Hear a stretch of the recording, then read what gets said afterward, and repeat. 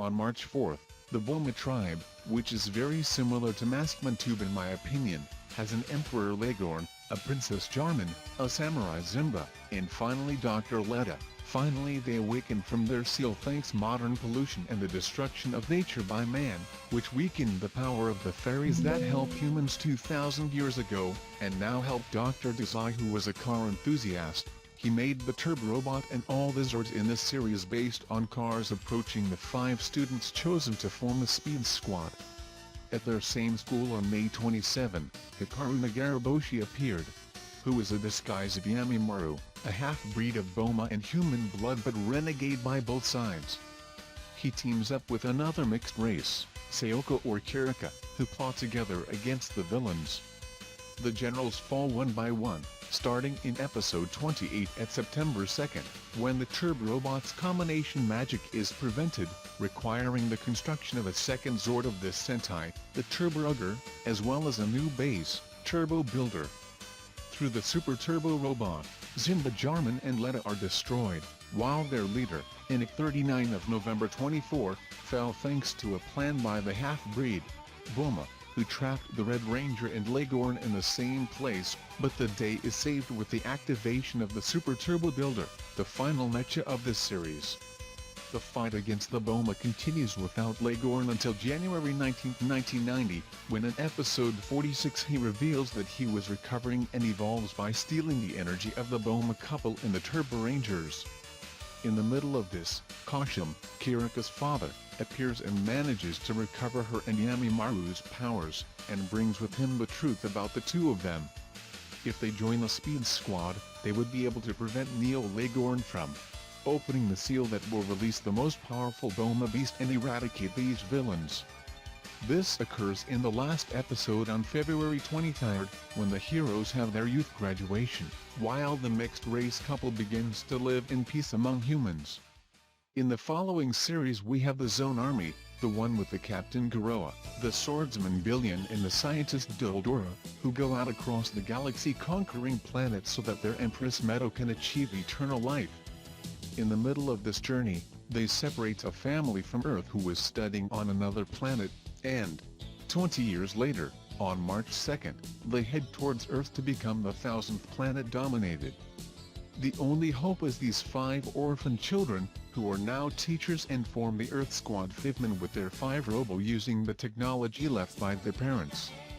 One of these technologies reappears in episode 19 at July 6th, the Star Carrier, stolen 20 years ago by Gunther, an extraterrestrial being who was once helped by Fifman's parents and returns to them this Zord that allows the super combination of this series, the Super 5 Robot.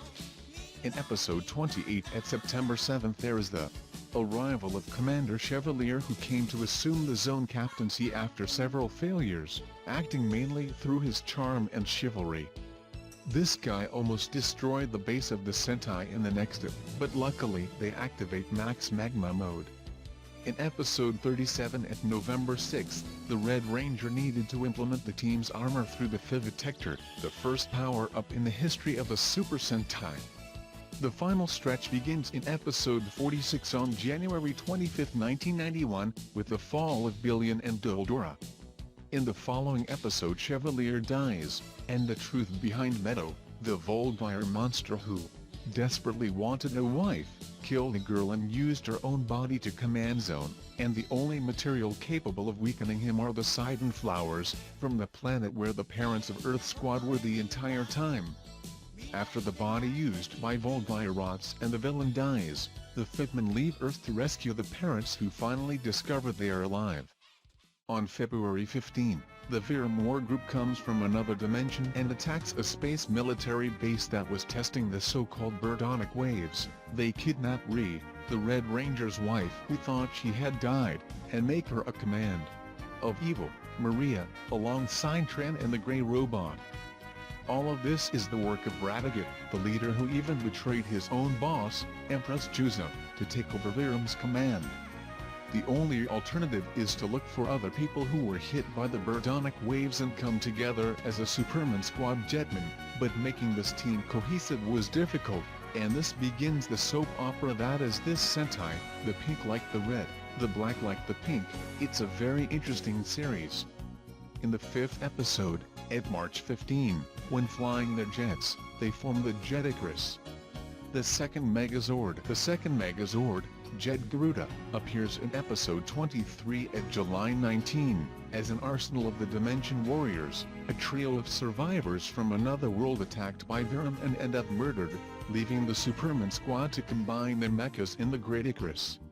But this is not the last robot in the series, because for the first time in Super Sentai a third Megazord appears, Tetra Boy, in episode 31st of September 13.